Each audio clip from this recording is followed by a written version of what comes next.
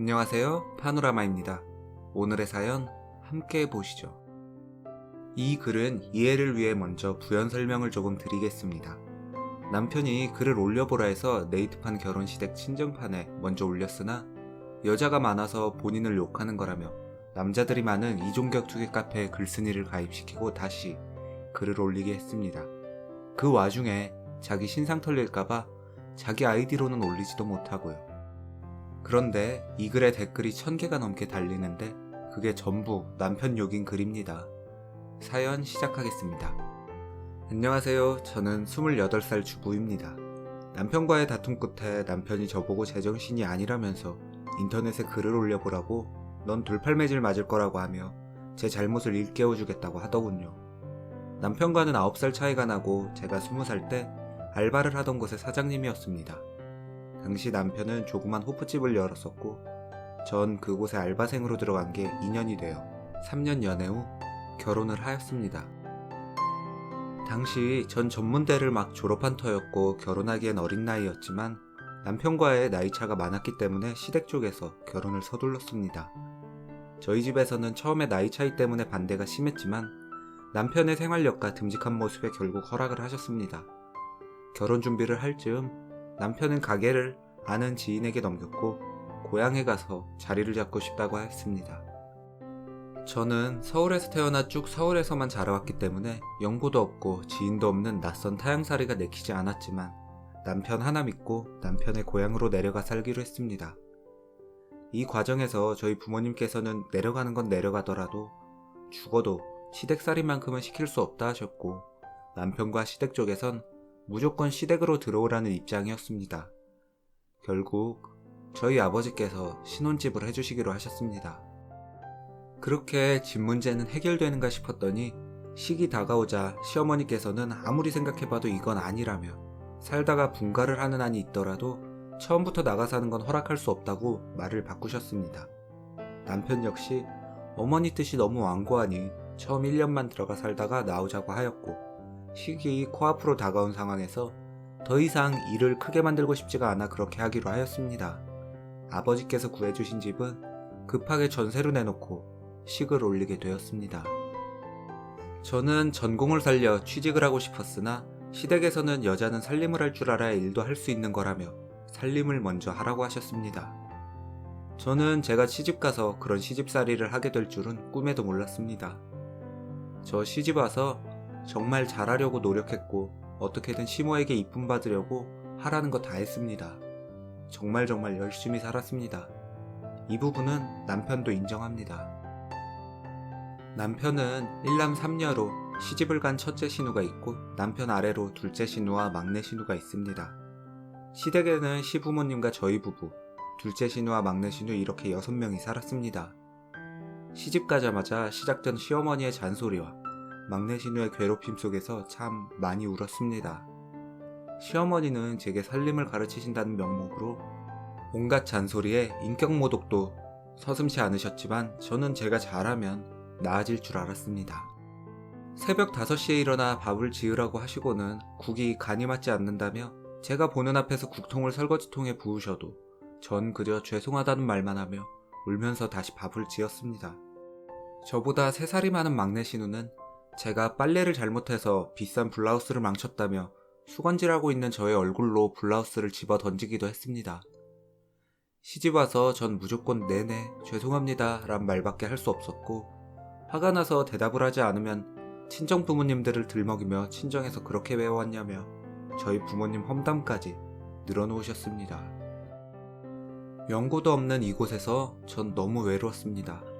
유일하게 의지할 사람인 남편 또한 회사 생활을 하면서 잦은 회식 때문에 늘 술에 취해 새벽녘에나 들어왔고 전 매일 밤을 고향에 있는 가족들과 친구들이 너무 보고 싶어서 울면서 잠이 들었습니다.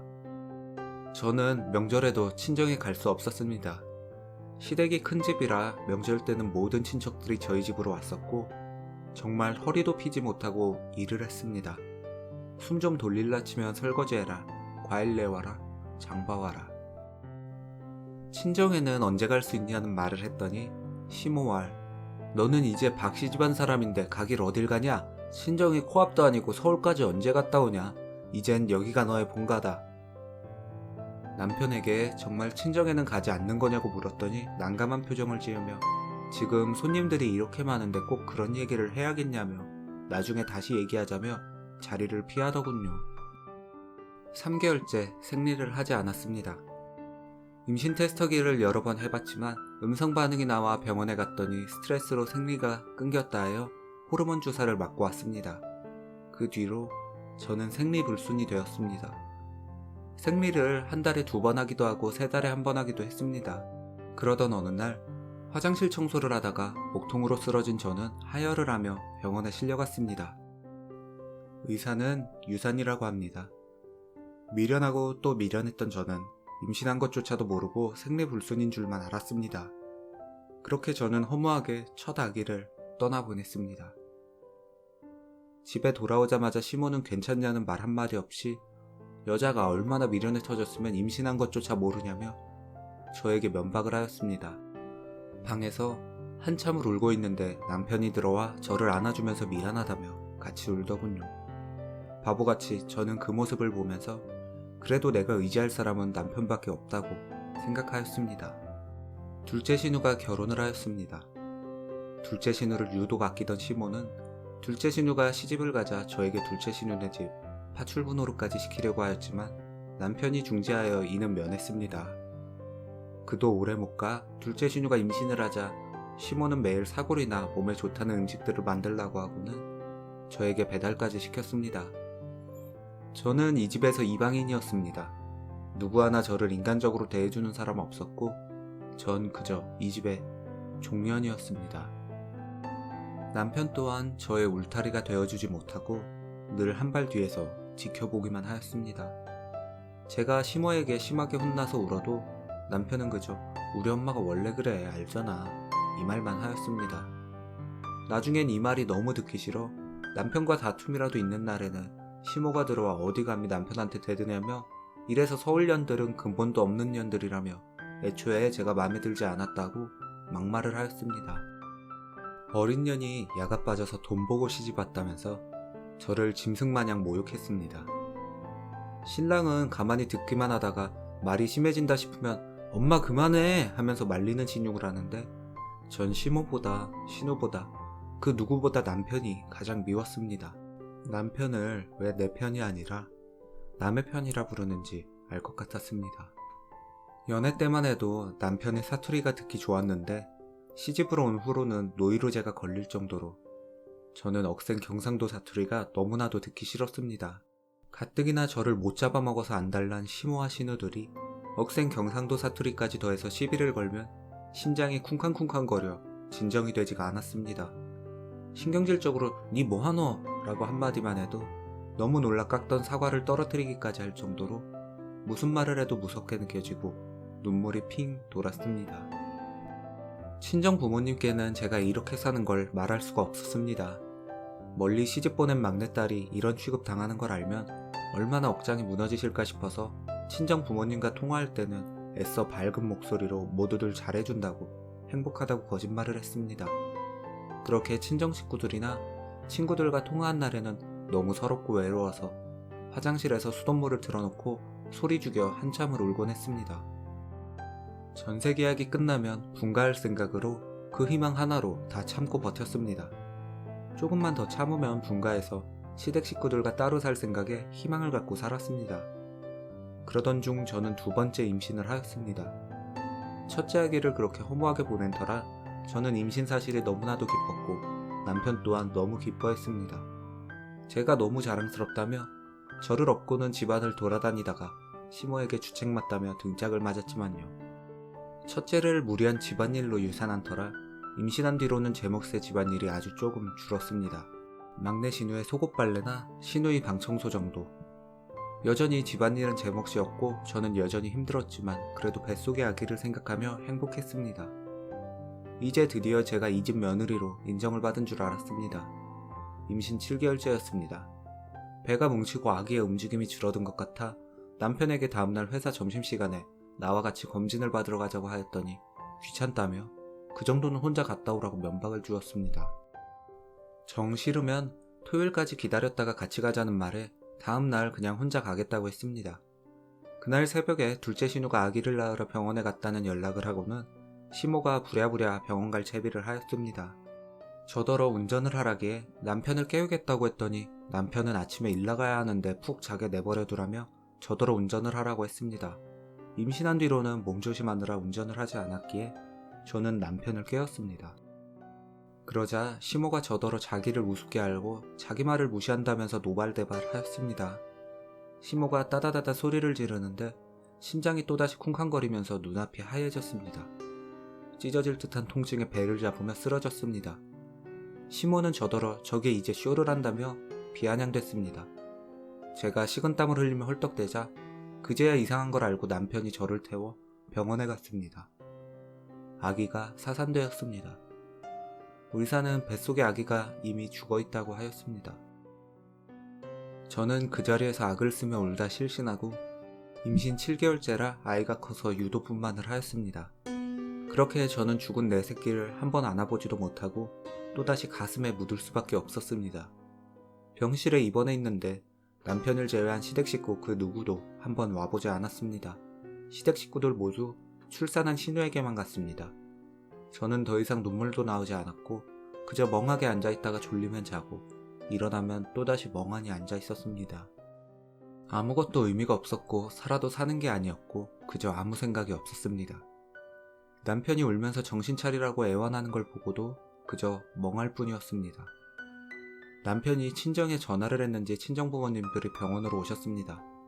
근 2년 만에 보는 저의 모습을 보고는 저희 엄마는 목 놓아 우셨습니다.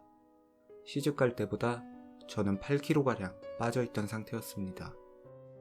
아빠가 저에게 첫마디 "우리 딸 왜 이렇게 말랐니?" 이 말에 마른 줄 알았던 눈물이 다시 나왔습니다. 아빠가 아무 말 없던 남편의 뺨을 한 대 때렸습니다. 왜 때렸는지 모르겠고 남편도 왜 맞았는지 모르겠지만 남편 스스로는 왜 맞았는지 아는 듯 했습니다. 바로 "죄송합니다 장인어른" 이라는 말을 하더군요.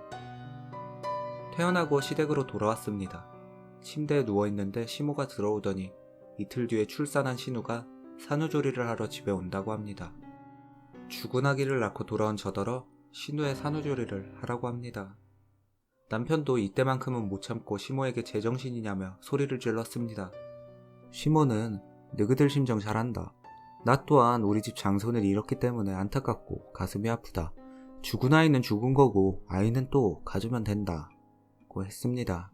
남편이 시모 등을 떠밀며 방에서 나가고 거실에서 소란을 피우는 소리가 들렸습니다. 저는 더 이상 화나지도 슬프지도 않고 그저 졸려서 잠을 잤습니다. 전 더 이상 웃지도 않고 울지도 않았습니다. 동이 트면 일어나서 밥을 짓고 설거지하고 청소하고 점심 차리고 설거지하고 세탁기 돌리고 장보고 심부름하고 저녁 짓고 설거지하고 빨래 널고 잠을 잤습니다. 모든 게 다 무의미했고 더 이상 시모의 잔소리도 상처받지 않고 모르쇠 반응으로 나갈 경지가 되었습니다. 남편도 처음에는 저더러 정신 차리라고 화도 내보고 달래도 보고 했지만 이내 자긴 할 만큼 했다며 더 이상 저에게 관심을 갖지 않더군요. 아무렴 상관없었습니다. 애초에 전 남편에게 이런 존재였으니까요. 기계처럼 일하고 아무 감정 없이 그냥 기계처럼 살았습니다. 그냥 물 흘러가는 대로 살았습니다. 아빠가 신혼집으로 사주신 제 집의 전세계약 만료가 다가왔습니다. 아기 낳은 둘째 신우네 집이 좁다며 저더러 그 집을 신우에게 싼 값에 월세 주라고 하더군요. 저희가 분가하기로 한 건데요 했더니 신우네 큰 집 구해서 나갈 형편 될 때까지만 선심 쓰랍니다. 남편에게 시모가 이런 말을 했다고 하니 대답이 없더군요. 어쩌고 싶냐고 물으니 자긴 아무래도 상관없답니다. 내가 그토록 분가만을 바라며 참고 살아온 걸 알면서 상관없다고 합니다. 내심 남편이 시모에게 안 된다는 말 한마디 해주길 원했지만 기대도 안 했습니다. 남편이 야속했지만 그냥 저 모든 걸 포기한 상태였습니다. 남편이 아기를 다시 갖자고 했지만 전 피임약을 먹었습니다. 그리고 지난 몇 년간은 정말 물 흘러가듯이 하라면 하고 말라면 말고 여전히 종년처럼 살았습니다.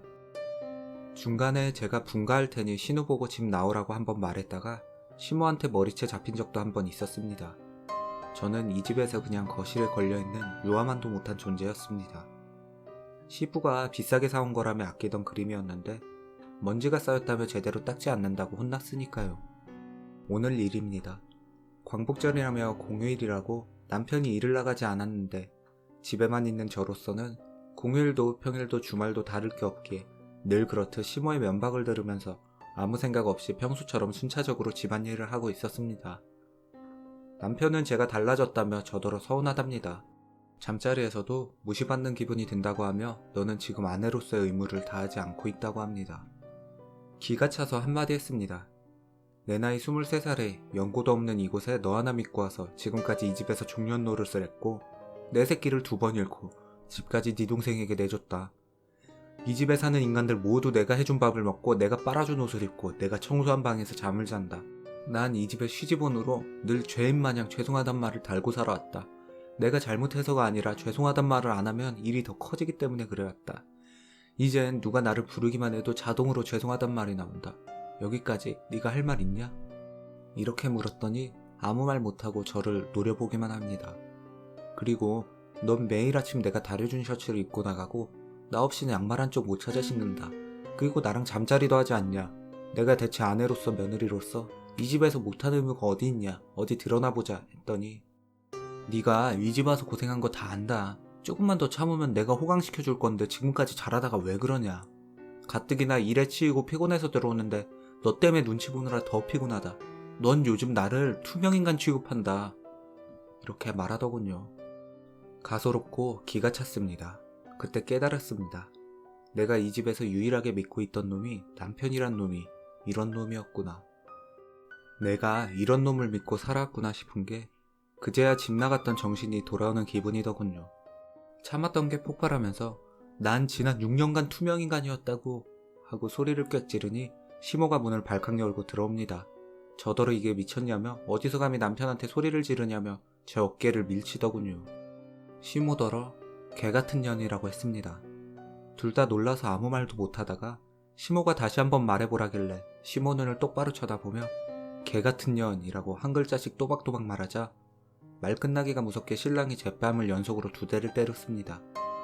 전현이 이제야 본색을 드러낸다며 뒷목 잡고 쓰러지는 신용을 하는 시모를 뒤로 하고 핸드폰과 지갑을 챙겨서 집에서 뛰쳐나왔습니다.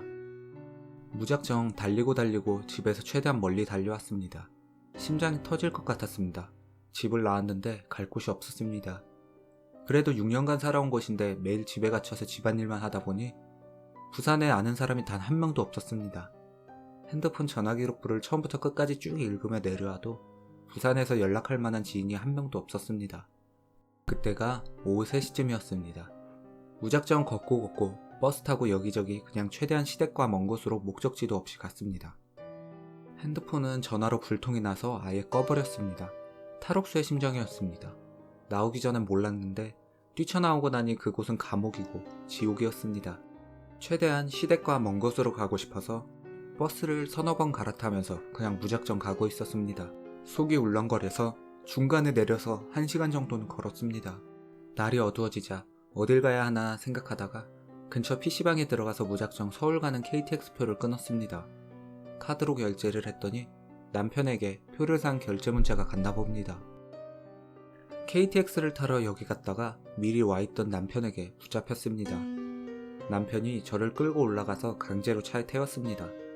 붙잡힌 탈옥수의 심정으로 절대로 집에 안 가겠다며 발버둥을 치고 울고불고 발악을 했더니 남편이 근처 모텔로 저를 데려갔습니다. 남편은 저에게 집에 가서 시모에게 잘못했다고 빌라고 합니다. 저는 이혼해달라고 했습니다. 남편은 말도 안 되는 소리 하지 말고 자기가 잘 얘기할 테니 너는 사과만 하면 된다고 자기가 뒷일은 알아서 하겠다고 선심 쓰듯이 말합니다.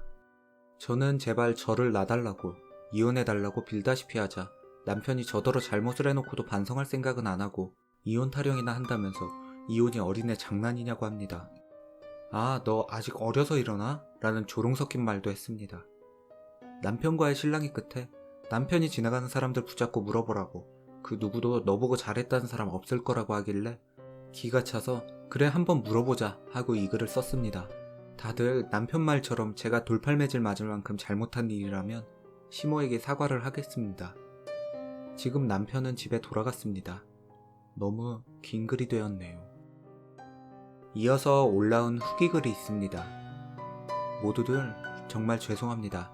새벽에 타들어가는 가슴에 누구라도 제 얘기를 들어주셨으면 싶어서 올린 글이 너무 많은 댓글들에 심장이 벌렁거립니다. 많은 용기도 얻었지만 지금은 너무 힘들어서 글은 내리겠습니다. 지금 서울 친정오빠네 집입니다. 절대로 시댁에 다시 들어갈 일은 없으니 너무 걱정 마시고 다들 감사드립니다. 오늘의 사연은 여기까지입니다. 여러분의 생각을 댓글로 남겨주세요. 오늘도 당신의 하루가 행복했으면 좋겠습니다. 파노라마였습니다.